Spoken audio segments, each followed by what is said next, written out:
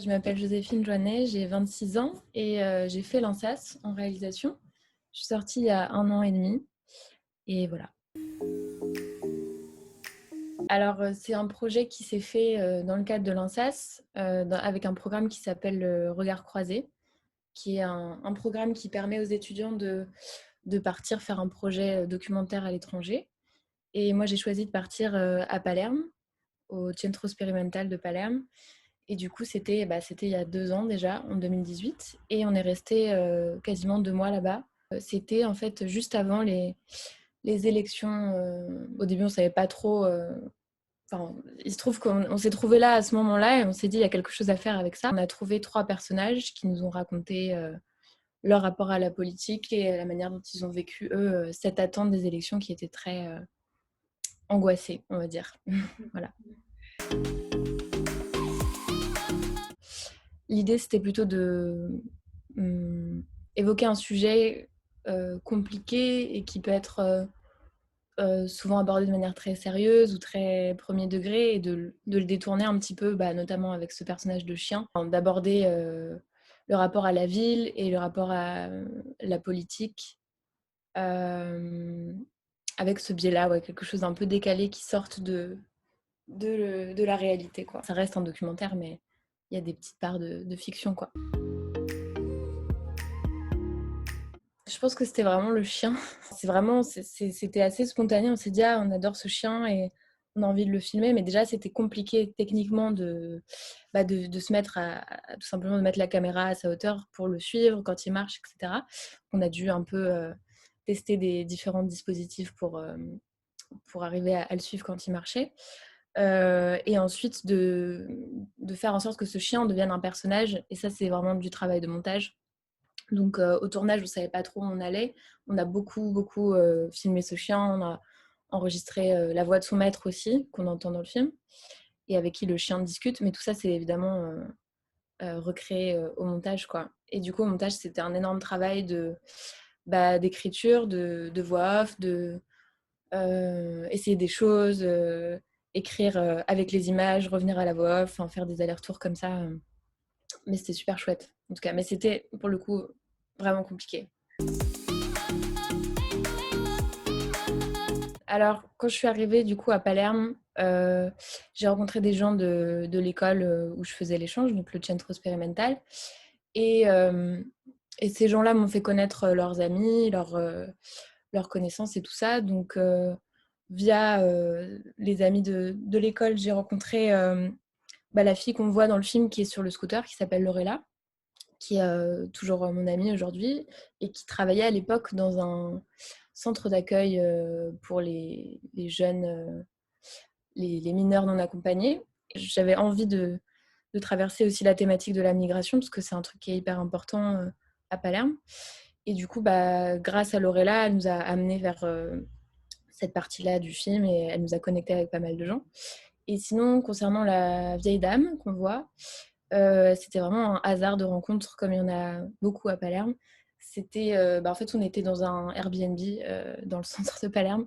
Et puis un jour, on rencontre une vieille dame dans le hall de l'immeuble. Et elle nous invite à prendre le café chez elle, quoi. Et c'était cette vieille dame. Et du coup, on est revenu. Elle nous a raconté sa vie et on a commencé à la filmer. Et voilà, quoi. Donc, des rencontres assez spontanées.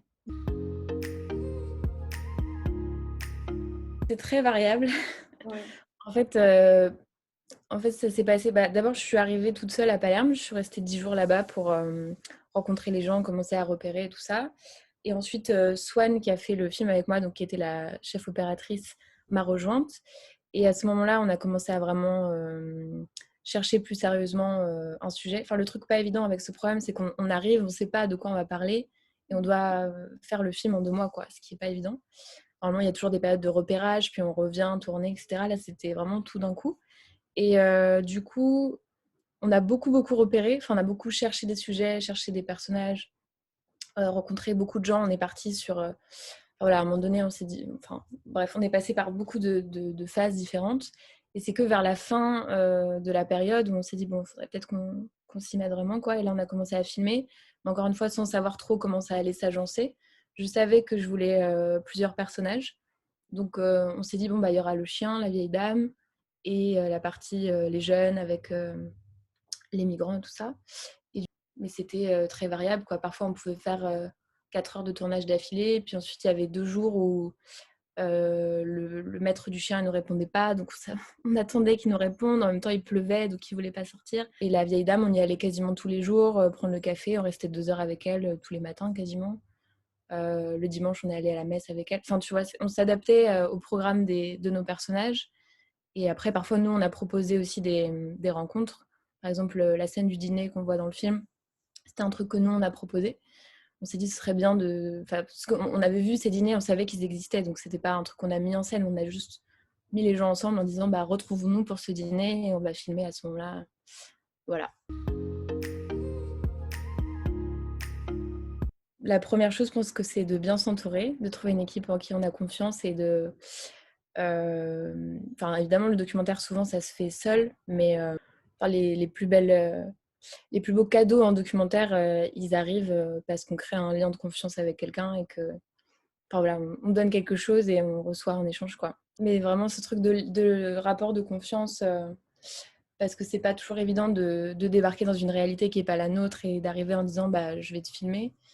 Et mais voilà, j'ai l'impression que c'est toujours un échange et que ça se fait de manière intuitive. Mais parfois on a surtout quand on reste pas longtemps dans un endroit, on a un peu envie de forcer la réalité parce qu'on a envie d'obtenir des choses rapidement. Et ça peut être dangereux ou en tout cas ça peut forcer. Enfin voilà, ça reste du rapport humain qu'on gère avec tout ce qu'il y a d'imprévu. Ah oui, écoute, j'ai tellement aimé Palerme que j'y suis retournée pour faire un autre film que j'ai tourné cet été entre deux confinements.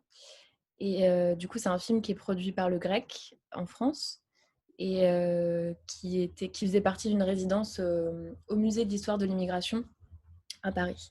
Et du coup, bah, le film on vient de terminer la post-production du film. Donc j'espère qu'on pourra le voir rapidement, dès que les cinémas réouvriront.